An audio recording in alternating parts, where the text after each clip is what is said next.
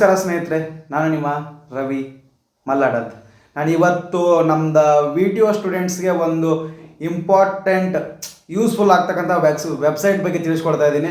ಆ ವೆಬ್ಸೈಟ್ ಯಾವುದಪ್ಪ ಅಂದ್ರೆ ವರ್ಚುವಲ್ ಲ್ಯಾಬ್ ಅಂತ. ವರ್ಚುವಲ್ ಲ್ಯಾಬ್ ಅಂದರೆ ನಾವೇನು ಎಕ್ಸ್ಪೆರಿಮೆಂಟ್ಸ್ನ ಕಾಲೇಜಲ್ಲಿ ಮಾಡಿರ್ತೀವಲ್ಲ, ವಿತ್ ಲ್ಯಾಪ್ಟಾಪು ಮತ್ತು ಮೊಬೈಲಲ್ಲಿ ಮಾಡಬಹುದು. ಅದನ್ನ ಹೆಂಗೆ ಮಾಡ್ಬೇಕು ಅನ್ನೋದನ್ನು ಈ ವಿಡಿಯೋದಲ್ಲಿ ತಿಳಿಸ್ಕೊಡ್ತಾ ಇದ್ದೀನಿ. ನಿಮಗೆಲ್ಲ ಈಗ ಹೆಂಗಿದ್ರು 12ನೇ ತಾರೀಕಿಂದ 16ನೇ ತಾರೀಕಿನ ತನಕ ಲ್ಯಾಬ್ ಶೆಡ್ಯೂಲ್ ಆಗಿದೆ. ಎಲ್ಲರೂ ನಿಮ್ಮ ಸ್ಟೂಡೆಂಟ್ಸು ಪಾಸ್ ಆಗಲಿ, ಇದ್ರಾಗ ವಿತ್ ಪ್ರೊಸೀಜರು ವಿತ್ ವಿಡಿಯೋಸ್ ಎಲ್ಲ ಇನ್ಫಾರ್ಮೇಷನ್ನ ತಿಳಿಸ್ಕೊಟ್ಟಿದ್ದೇನೆ. ಹಾಗೆ ನಿಮ್ಮ ಫ್ರೆಂಡ್ಸಿಗೆ ಶೇರ್ ಮಾಡಿ ನೋಡಿ ಆದಮೇಲೆ ಮತ್ತೆ ಈ ವಿಡಿಯೋ ನಿಮಗೆ ಇಷ್ಟ ಆತಂದರೆ ಲೈಕ್ ಮಾಡಿ ಮತ್ತು ಕಮೆಂಟ್ ಮಾಡಿ ನಿಮ್ಮ ಅನಿಸಿಕೆಗಳನ್ನು. ಇಂಥ ಇನ್ಫಾರ್ಮೇಷನ್ಗಳನ್ನು ಮುಂದೆ ಕೊಡ್ತಾ ಇದ್ದೀನಿ. ಆಫ್ಟರ್ ಲಾಂಗ್ ಟೈಮ್ ನಾನು ಒಬ್ಬ ವಿಡಿಯೋ 5th ಸೆಮ್ ಸ್ಟೂಡೆಂಟ್. ಈಗ ನಾನು ಇದನ್ನು ತಿಳ್ಕೊಂಡಿದ್ದೀನಿ, ನಿಮ್ಗೆ ತಿಳಿಸ್ಬೇಕಂತ ಈ ವಿಡಿಯೋನ ಮಾಡ್ತಾ ಇದ್ದೀನಿ. ಅದಕ್ಕೋಸ್ಕರ ಈ ವಿಡಿಯೋನ ನಿಮ್ಮ ಫ್ರೆಂಡ್ಸಿಗೆ ಶೇರ್ ಮಾಡಿ ಅಂತ ಹೇಳಿ ಶೇರ್ ಮಾಡಿ. ಇಷ್ಟ ಆದರೆ ಇದೇ ಥರ ಕಂಟೆಂಟ್ನ ನೀವು ಸಬ್ಸ್ಕ್ರೈಬ್ ಮಾಡಿದರೆ ಇದೇ ಥರ ಕಂಟೆಂಟ್ನ ನಾನು ಮುಂದೆ ಮಾಡ್ತೀನಿ. ಈ ವಿಡಿಯೋ ರಿಲೇಟೆಡ್ ಇಂಥವು ಹಿಡನ್ ವೆಬ್ಸೈಟು ಮತ್ತು ಟ್ರಿಕ್ಸ್ಗಳನ್ನ ಎಲ್ಲ ವಿಡಿಯೋ ಸ್ಟೂಡೆಂಟಿಗೆ. ಸ್ನೇಹಿತರೆ, ಗೂಗಲ್ಗೆ ಹೋಗಿ ವರ್ಚುವಲ್ ಲ್ಯಾಬ್ ಅಂತ ಸರ್ಚ್ ಮಾಡಿ. ವರ್ಚುವಲ್ ಲ್ಯಾಬ್ ಅಂತ ಸರ್ಚ್ ಮಾಡಿದ ತಕ್ಷಣ ಬರುತ್ತೆ ನಿಂದ್ರೆ, ಲೋಡ್ ಆಗುತ್ತೆ ನೋಡೋಣ. ಫಸ್ಟ್ ಒಂದು ಬರ್ತಿದ್ದಲ್ಲ ವರ್ಚುವಲ್ ಲ್ಯಾಬ್ ಅಂತ. ಇದನ್ನು ಗೌರ್ಮೆಂಟ್ ಆಫ್ ಇಂಡಿಯಾದವರೇ ಸ್ಕಿಲ್ ಡೆವಲಪ್ಮೆಂಟ್ ಅಂಡರಲ್ಲಿ ನಮ್ಮದು ಸಿವಿಲ್ ಇಂಜಿನಿಯರಿಂಗ್ ಬ್ಯಾಚಿಗೆ ಲ್ಯಾಬ್ರೇಟ್ರಿ ಬೇಕು. ಎಲ್ಲ ಬ್ರ್ಯಾಂಚಿಂದು ಇದರಲ್ಲಿ ನಿಮ್ಗೆ ಎಕ್ಸ್ಪೆರಿಮೆಂಟ್ಸು ಸಿಗ್ತಾವು. ಈಗ ಸಿವಿಲ್ ಇಂಜಿನಿಯರಿಂಗ್ ಲ್ಯಾಬ್ನ ಓಪನ್ ಮಾಡ್ತಾಯಿದ್ದೀನಿ. ನೋಡ್ತಾರೆ, ಸಿವಿಲ್ ಇಂಜಿನಿಯರಿಂಗ್ ಡಿಪಾರ್ಟ್ಮೆಂಟ್ಗಳಿಗೆ ಯಾವ್ಯಾವ ವರ್ಚುವಲ್ ಲ್ಯಾಬ್ಸ್ ಇದಾವೆ ಎಲ್ಲವೂ ಇಲ್ಲಿ ಲಿಸ್ಟ್ ಇದೆ. ನಮಗೀಗ ನನಗೆ ಬೇಕಾಗಿರೋದು ಎನ್ವಿರಾನ್ಮೆಂಟಲ್ ಲ್ಯಾಬ್ 1 ಲ್ಯಾಬ್ 2 ಅಂತಿದೆ.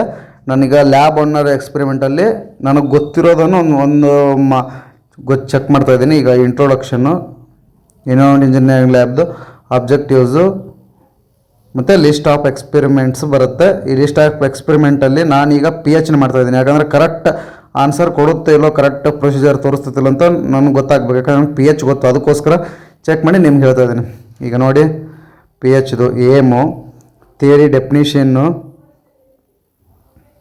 ನೋಡ್ಕೋಬೋದು, ಇಂಟ್ರೊಡಕ್ಷನ್ ಥಿಯರಿ ಇದೆ. ಇದನ್ನೆಲ್ಲ ಓದ್ಕೊಂಡು ಇದನ್ನೆಲ್ಲ ಓದ್ಕೊಂಡಾದ್ಮೇಲೆ ಇದ್ರಾಗ ಇನ್ಫಾರ್ಮೇಷನ್ ಮೇಲೆ ಟೆಸ್ಟ್ ಕಂಡಕ್ಟ್ ಮಾಡ್ಕೊರಿ. ಅಂದರೆ ವೈವಾ ಪ್ರಿಪ್ರೇಷನಿಗೆ ಪ್ರೀ ಟೆಸ್ಟ್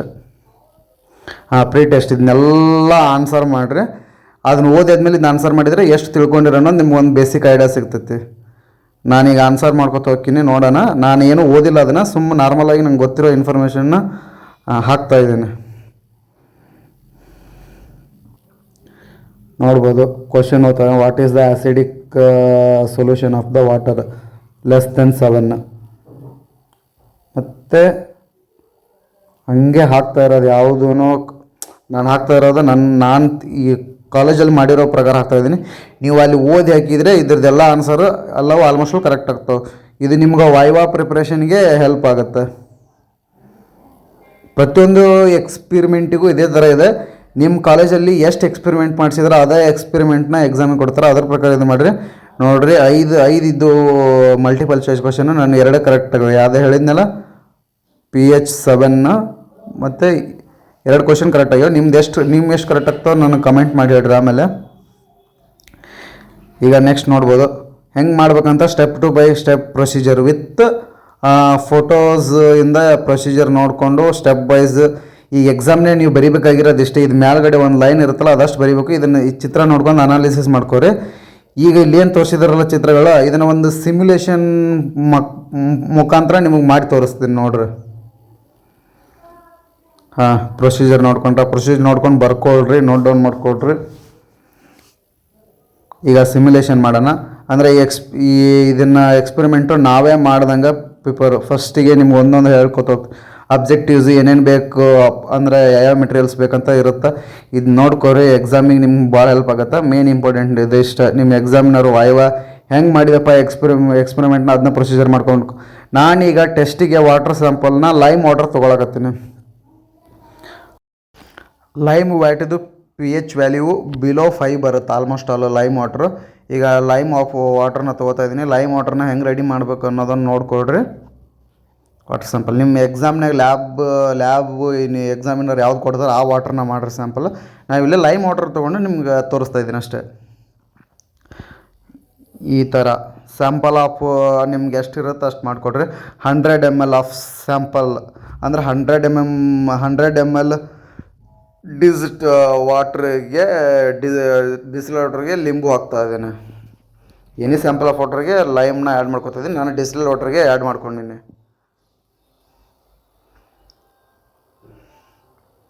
ನೆಕ್ಸ್ಟ್ ಅಂತ ಇಲ್ಲಿ ಇರುತ್ತೆ, ಕ್ಲಿಕ್ ಮಾಡಬೇಕು. ಈಗ ಕ್ಯಾಲಿಬ್ರೇಷನ್ ಮಾಡೋಣ, ಪಿ ಎಚ್ ಮೀಟ್ರನ್ನ ಟ್ರೈನ್ ಅಪ್ ಮಾಡೋಣ. ಬನ್ನಿ ನೋಡಿರಿ, ಎರಡು ನಾಬ್ ಇರ್ತದೆ. ಒಂದು ಪಿ ಎಚ್ ರೀಡಿಂಗ್ದು ಇರುತ್ತೆ, ನೆಕ್ಸ್ಟ್ ಒಂದು ಟೆಂಪ್ರೇಚರದ್ದು ಇರುತ್ತೆ. ಈಗ ನೋಡ್ರಿ, ವಾಟರ್ ಸ್ಯಾಂಪಲ್ನ ಹಾಕೋತಾ ಇದ್ದೀನಿ.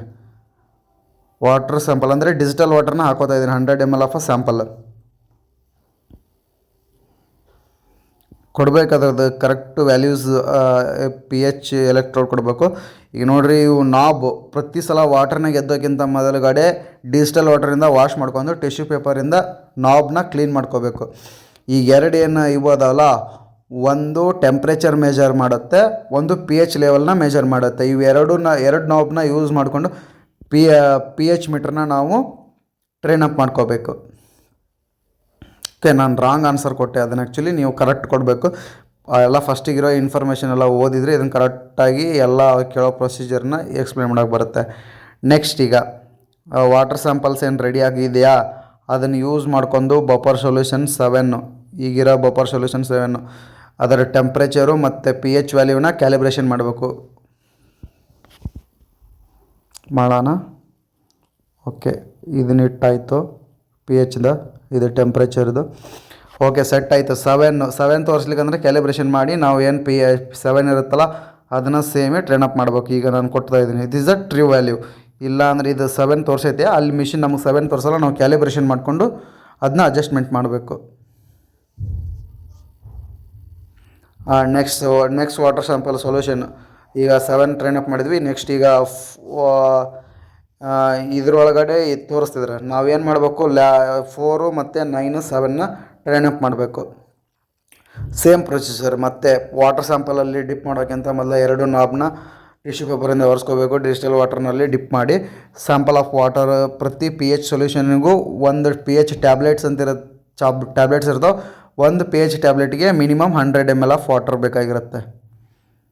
ಓಕೆ, ಎಲೆಕ್ಟ್ರಿಕ್ ಟೆಂಪ್ರೇಚರ್ ನಾಬ್ನ ಮತ್ತು ಎರಡು ನಾಬ್ನ ಇದನ್ನು ಮಾಡಬೇಕು. ಓಕೆ, ಮತ್ತೆ ಇದನ್ನು ಕ್ಯಾಲಿಬ್ರೇಟ್ ಮಾಡೋಣ. ಪಿ ಎಚ್ 4ನ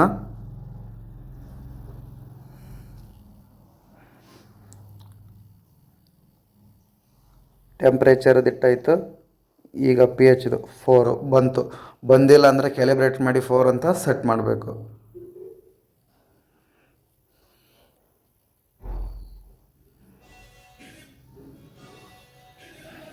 ಈಗ determine P H value of sample. ಈಗ ನಮಗೇನು ವಾಟರ್ ಸ್ಯಾಂಪಲ್ ಐತಲ್ಲ, ಫಸ್ಟಿಗೆ ಇದು ಡಿಜಿಟಲ್ ವಾಟರ್ನ ಹಾಕೋತಾ ಇದ್ವಿ. ಆ ನಾಬಲ್ಲಿ ಡಿಸ್ಟಿಲ್ಡ್ ವಾಟರ್ನ ಇಟ್ಟನ್ನ ನಾವು ಕ್ಯಾಲಿಬ್ರೇಷನ್ ಮಾಡಿದ್ದು ಕರೆಕ್ಟ್ ಐತಿಲ್ಲ. ಡಿಸ್ಟಿಲ್ಡ್ ವಾಟರ್ದು P H level is a neutral, ಅಂದರೆ 7 ಇರಬೇಕು. ಪ್ರತಿ ಸಲ ಅದು ಹೆಂಗೆ ಕ್ಲೀನ್ ಮಾಡ್ಕೋಬೇಕು, ಪ್ರತಿ ಸಲ ಪ್ರೊಸೀಜರ್ ಇದು ನಾವೇ ಮಾಡೋ ಥರ ಫೀಲ್ ಆಗುತ್ತೆ. ಈ ವರ್ಚುವಲ್ ಲ್ಯಾಬಲ್ಲಿ ಮಾಡೋದ್ರಿಂದ ಲ್ಯಾಬ್ನೂ ಬೇಕಾಗಿಲ್ಲ, ಆರಾಮಾಗಿ. ಆ್ಯಕ್ಚುಲಿ ಲ್ಯಾಪ್ಟಾಪಲ್ಲಿ ಮಾಡಿದರೆ ಉತ್ತಮ, ಅಂದ್ರೆ ನೀಟಾಗಿ ಕಾಣುತ್ತೆ. ಮೊಬೈಲಲ್ಲಿ ಯೂಸ್ ಮಾಡ್ಕೋಬೋದು. ಈ ವರ್ಚುವಲ್ ಲ್ಯಾಬ್ ವೆಬ್ಸೈಟ್ನ ಮೊಬೈಲಲ್ಲಿ ಸ್ವಲ್ಪ ವರ್ಕ್ ಮಾಡೋದಕ್ಕೆ ಸ್ವಲ್ಪ ಕಷ್ಟ ಆಗಿರುತ್ತೆ. ಈಗ ನೋಡಿ, ವಾಟರ್ ಸ್ಯಾಂಪಲ್ನ ರೆಡಿ ಮಾಡ್ಕೊಂಡಿದ್ದೀನಿ. ಈಗ ನೆಕ್ಸ್ಟ್ ಪ್ರೊಸೀಜರ್ ಮಿಷಿನ್ನಲ್ಲಿ ಚೆಕ್ ಮಾಡೋಣ. ದಿಸ್ ಈಸ್ ಅ ಡಿಜಿಟಲ್ ವಾಟರ್ಲಿ ಇಟ್ಟು ಚೆಕ್ ಮಾಡ್ಕೋಬೇಕು ಕ್ಯಾಲಿಬ್ರೇಷನ್ ಆಗೈತೆ ಇಲ್ಲೋ ಅಂತ ಹೇಳಿ. ಅದಾದಮೇಲೆ ನಮ್ಮ ಲೈಮ್ ವಾಟರ್ದು P H value 1.9 note down ಮಾಡ್ಕೋಬೇಕು. ಹಿಂಗೆ ನಮ್ಗೆ ಯಾವುದು ವಾಟರ್ ಸ್ಯಾಂಪಲ್ ಕೊಟ್ಟಿರ್ತಾರೆ, ಏನು ವ್ಯಾಲ್ಯೂ ತೋರಿಸುತ್ತೆ ಅದನ್ನು ಬರ್ಕೋಬೇಕು. ಟ್ರೈನ್ ಅಪ್ ಮಾಡಬೇಕು. ಪಿ ಎಚ್ ವ್ಯಾಲ್ಯೂ ಇದೇನು 1.9 ಅಂದರೆ ಆ್ಯಸಿಡಿಕ್. ಎಕ್ಸಾಮಲ್ಲಿ ನಮಗೇನು ಬಂದಿರೋ ವ್ಯಾಲ್ಯೂನ ಏನಂತ ಮೆನ್ಷನ್ ಮಾಡಬೇಕು. ಆಮೇಲೆ ಲಾಸ್ಟಿಗೆ ಇನ್ಫರೆನ್ಸ್ ಅಂದರೆ ಡ್ರಿಂಕಿಂಗ್ ವಾಟರ್ ಪರ್ಸೆಂಟೇಜ್ ಏನು, ಇನ್ಫರೆನ್ಸ್ ಅಂದರೆ ಅದರ ಕಂಡೀಷನ್, ಡ್ರಿಂಕಿಂಗ್ ಪರ್ಪಸ್ ಏನು, ಆ್ಯಸಿಡಿಕ್ ಏನು, ಆ್ಯಸಿಡ್ ಏನು, ಇದು ಒಂದು ಸ್ಮಾಲ್ ಡೆಫಿನೇಷನ್ ಬರೆದು ಬಿಟ್ಟರೆ ರಿಸಲ್ಟಿಗೆ ನಿಮ್ಮದು ಅಲ್ಲಿಗೆ ಎಕ್ಸ್ಪೆರಿಮೆಂಟ್ ಮುಗೀತು. ಈಗ ನೀವು ವರ್ಚುವಲ್ ಲ್ಯಾಬಲ್ಲಿ ಈಗ ಮಾಡಿದಾರಲ್ಲ, ಇದೇ ಥರ ಎಲ್ಲ ಎಕ್ಸ್ಪೆರಿಮೆಂಟ್ಸ್ನೂ ನಾವು ಮಾಡಬಹುದು. ಮತ್ತು ಹಲವಾರು ಬ್ರ್ಯಾಂಚಲ್ಲಿ ಮಾಡ್ಕೋಬೋದು. ಈಗ ಸಿಮ್ಯುಲೇಷನ್ ಮುಗಿಸಿದ ಮೇಲೆ ಇದ್ರದ್ದು ಪ್ರೀ ಟೆಸ್ಟ್ ಅಂದ್ರೆ ನೀವೆಲ್ಲ ಈಗ ಎಕ್ಸ್ಪೆರಿಮೆಂಟ್ ಮಾಡಿದ ಮೇಲೆ ಬಿಫೋರ್ ಪ್ರೀ ಟೆಸ್ಟ್ ಮಾಡಿದ್ವಿ, ಈಗ ಪೋಸ್ಟ್ ಟೆಸ್ಟ್ನ ಮಾಡ್ತೀವಿ. ಪೋಸ್ಟ್ ಟೆಸ್ಟ್ ಕರೆಕ್ಟಾಗಿ ಹೇಳಿದ್ನಲ್ಲ, ಪ್ರೊಸೀಜರ್ನ ಕರೆಕ್ಟಾಗಿ ನೀಟಾಗಿ ಓದ್ಕೊಂಡು ಮಾಡಿದ್ಮೇಲೆ ಇವಕ್ಕೆಲ್ಲವಕ್ಕೂ ಆನ್ಸರ್ ಮಾಡಿದಾಗ ಔಟ್ ಆಫ್ 5ನ ತೊಗೋತೀವಿ. ನಾನು ಈಗಾದರೂ ಆನ್ಸರ್ ಮಾಡೋಕೆ ಹೋದಾಗೈತಲ್ಲ, ಫಸ್ಟಿಗೆ ಓದ್ಕೊಂಬಂದಿರಬೇಕು. ಎಕ್ಸ್ಪೆರಿಮೆಂಟ್ ಮಾಡಿದ್ಮೇಲೆ ಇದ್ರ ವ್ಯಾಲ್ಯೂಸ್ದು ಕರೆಕ್ಟ್ ಆನ್ಸರ್ ಸಾಕಾಗುತ್ತೆ. ನಾನು ಇಲ್ಲಿನೂ 2 ಆನ್ಸರ್ ಕರೆಕ್ಟ್ ಮಾಡಿದೆ.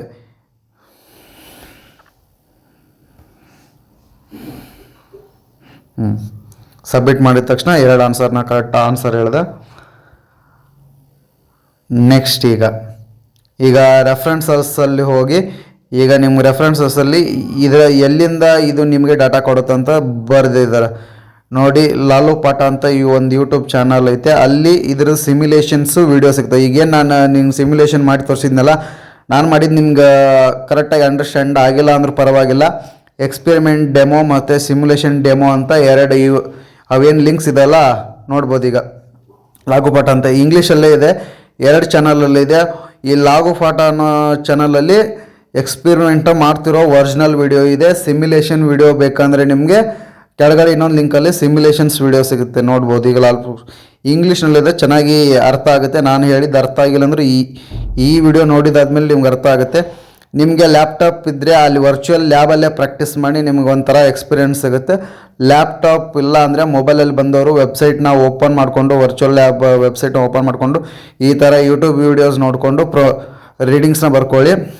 ನೆಕ್ಸ್ಟ್ ನೋಡ್ಬೋದು, ನಾನು ಹೇಳಿದ್ನಲ್ಲ ಇನ್ನೊಂದು ಯೂಟ್ಯೂಬ್ ಚಾನಲ್ ಇಲ್ಲ ಅಂತ, ಇದರಲ್ಲಿ ನೋಡಿ ನಾನು ಏನು ಸಿಮ್ಯುಲೇಷನ್ ಒಳಗೆ ನಿಮಗೆ ಎಕ್ಸ್ಪ್ಲೇನ್ ಮಾಡಿದ್ನಲ್ಲ, ಅದನ್ನೇ ಸ್ಕ್ರೀನ್ ರೆಕಾರ್ಡಿಂಗ್ ಮಾಡ್ಕೊಂಡು ವಿತ್ ಇಂಗ್ಲೀಷ್ನಲ್ಲಿ ಎಕ್ಸ್ಪ್ಲೇನ್ ಮಾಡ್ಕೊಂಡು ಹೋಗಿದ್ದಾರೆ ಎಲ್ಲ ಲ್ಯಾಬ್ಸ್ನು.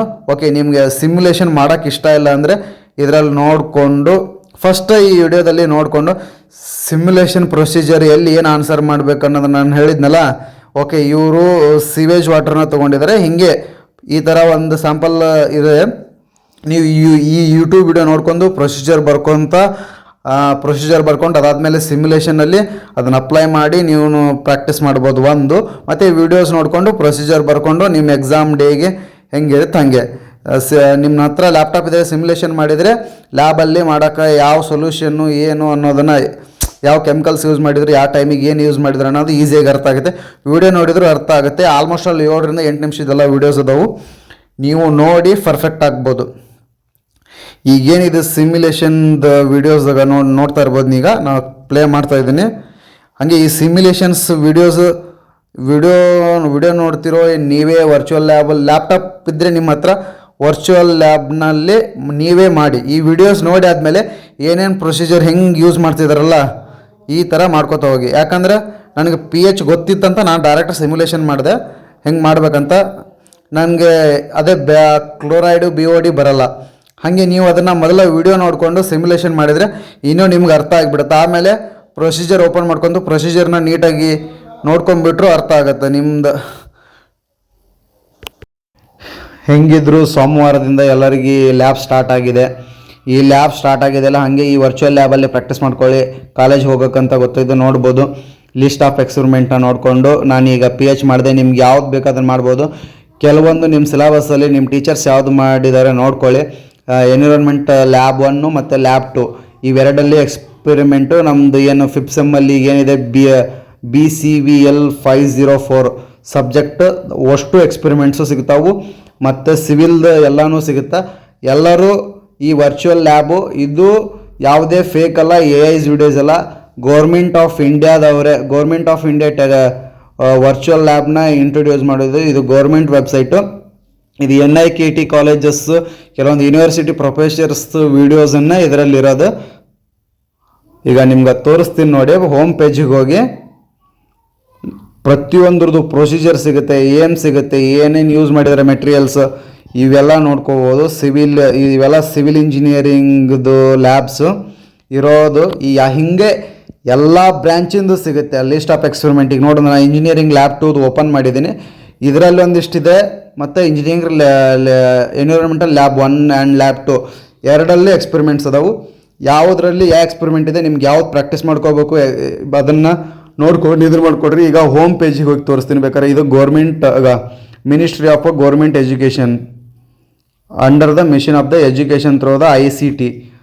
ಒಂದು NIT ಮತ್ತು KINIT ಇದೇ ಎಲ್ಲ ಯೂನಿವರ್ಸಿಟೀಸ್ದು ಇಂಥ ಟಾಪ್ ಲೆಕ್ಚರರ್ಸು ಮತ್ತು ಸ್ಟೂಡೆಂಟ್ಸ್ ಸೇರಿ ಬಿಲ್ಡ್ ಮಾಡಿರೋದು ಇದು ವರ್ಚುವಲ್ ಲ್ಯಾಬು.